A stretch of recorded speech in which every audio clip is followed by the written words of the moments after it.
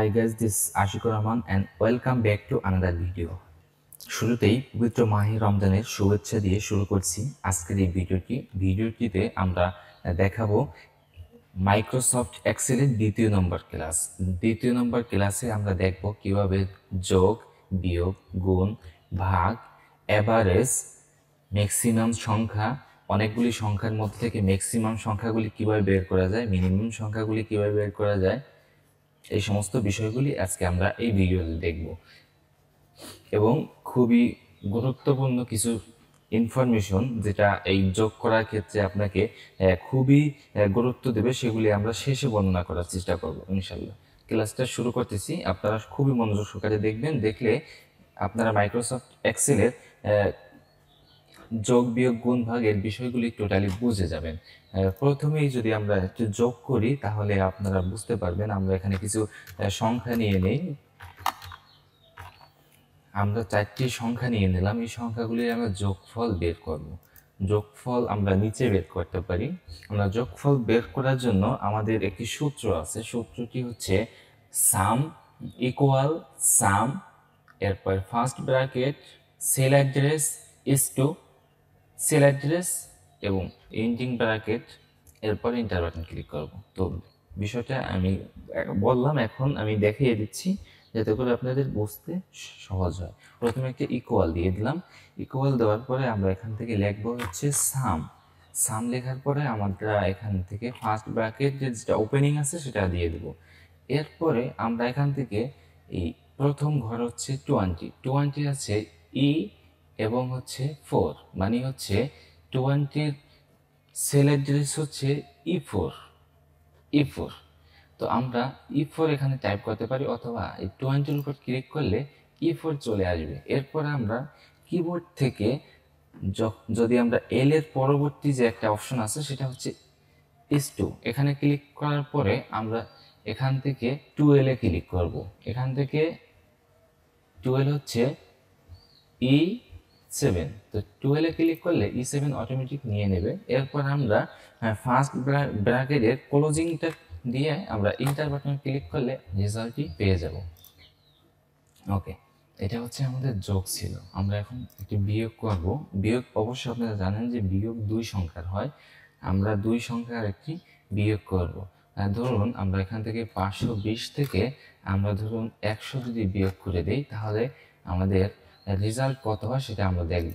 আমরা এখান থেকে সিলেক্ট করব হচ্ছে ইকুয়াল, এরপরে আমরা এখান থেকে লিখব হচ্ছে সাম টাইপ করলাম, এরপরে ফার্স্ট ব্র্যাকেট, এরপরে আমরা এখান থেকে ক্লিক করে দেব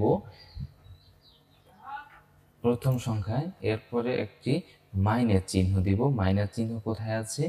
কিবোর্ডের উপরে 0-র পরে মানে ব্যাক স্পেস প্লাস এরপরে মাইনাস চিহ্ন আছে, ক্লিক করে দিব। অথবা ডান পাশে আমরা দেখব মাইনাস চিহ্ন, ইন্টার বাটন প্লাস এবং তার উপরে মাইনাস চিহ্ন আছে। মাইনাস চিহ্ন দেওয়ার পরে এরপরে আমরা এই লাস্টে মানে 100-এ ক্লিক করে দেওয়ার পরে আমরা এখান থেকে ফার্স্ট ব্র্যাকেট ক্লোজিংটা দিয়ে দেবো। এরপর ইন্টার বাটন ক্লিক করলে দেখবো যে আমাদের 100 বিয়োগ হয়ে গিয়েছে। এটি হচ্ছে আমাদের বিয়োগ করার নিয়ম।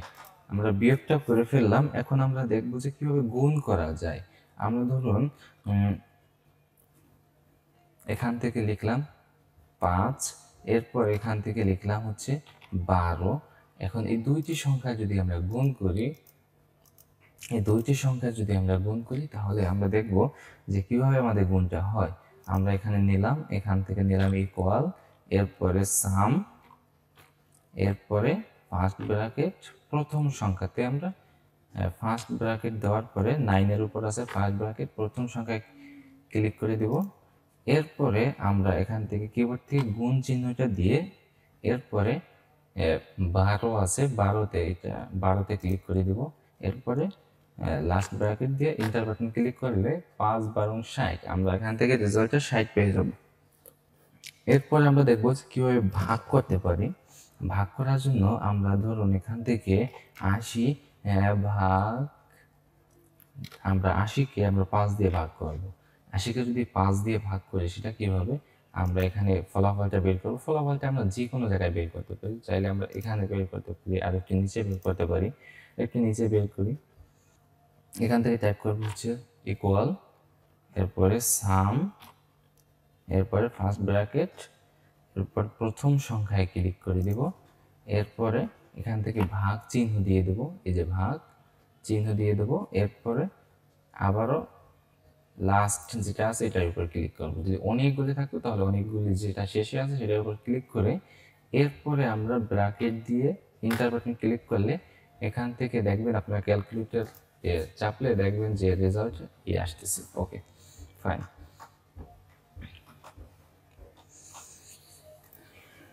এরপর আমরা দেখব যে কিভাবে অনেকগুলি সংখ্যার মধ্যে থেকে ছোট সংখ্যা বের করা যায়।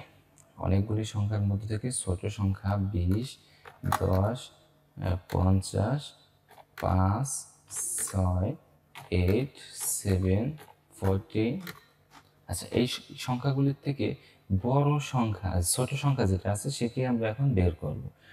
ছোট সংখ্যা বের করার জন্য আমরা এখান থেকে টাইপ করব হচ্ছে সাম, এরপরে হচ্ছে যেহেতু ছোট সংখ্যা তাহলে মিনিমামের প্রথম তিনটা অক্ষর MIN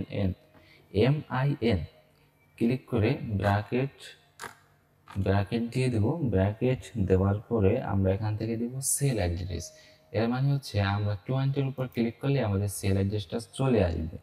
এরপরে আমরা একটা ইস টু দিয়ে দেব। ইস টু দেওয়ার পরে এরপরে সেল অ্যাড্রেস শেষেরটা দিয়ে দেব। এরপরে আমরা এখান থেকে এন্টার বাটনে ক্লিক করে দেব। আমরা কি করব, এন্টার বাটনে ক্লিক করে দেব।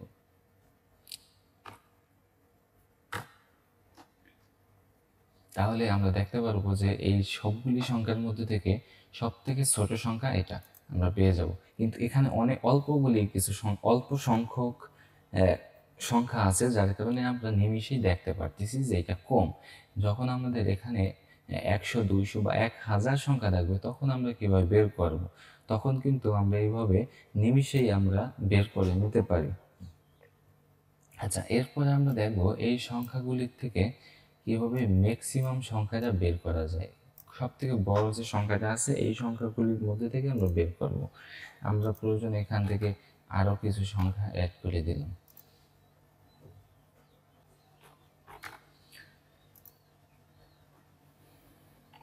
আরও কিছু সংখ্যা আমরা অ্যাড করে দিয়ে এই সংখ্যাগুলির সব থেকে ম্যাক্সিমাম সংখ্যাটা আমরা বের করব।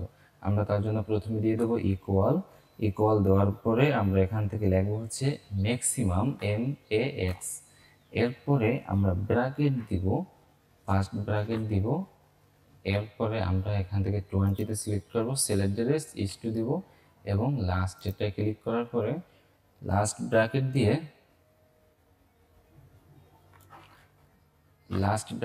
এন্টার বাটন ক্লিক করলে আমরা দেখতে পারবো যে এর মধ্যে থেকে সব থেকে বড় সংখ্যা হচ্ছে 120। তাহলে আমরা বড় সংখ্যা বের করে ফেলতে পারলাম।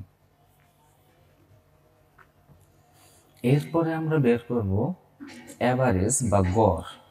এই সংখ্যাগুলি থেকে গড় কত হয়, এই সংখ্যা সবগুলির গড় কত হয় সমান একটা সংখ্যা যেটা আমরা বের করব। আমরা যদি এখানে বের করি সেটা, তাহলে আপনারা দেখতে পারবেন আমরা প্রথমে ইকুয়াল দিয়ে দেব। ইকুয়াল দেওয়ার পরে আমরা প্রথমেই আমরা দেব হচ্ছে অ্যাভারেজ, AVERAGE,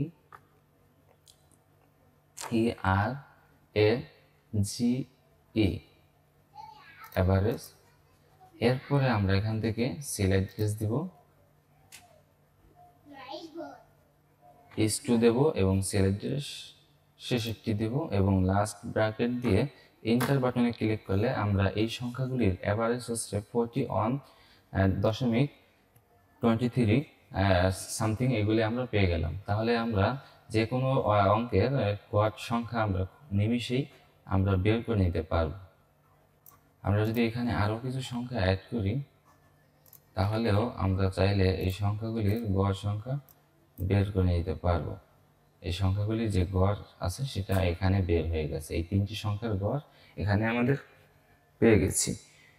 তো বন্ধুরা, এই ভিডিওটি যারা দেখলেন এবং এই ভিডিওটির দ্বারা যদি আপনাদের কোনো উপকার হয়ে থাকে তাহলে আমাদের পরবর্তী ভিডিওটি দেখার আমন্ত্রণ রইল এবং পরবর্তী ভিডিওটি আমরা আগামীকাল ইনশাল্লাহ আপলোড করে দিব। তো ততক্ষণে ভালো থাকেন, সুস্থ থাকেন, এই প্রত্যাশা নিয়ে বিদায় নিচ্ছি। আল্লাহ হাফিজ।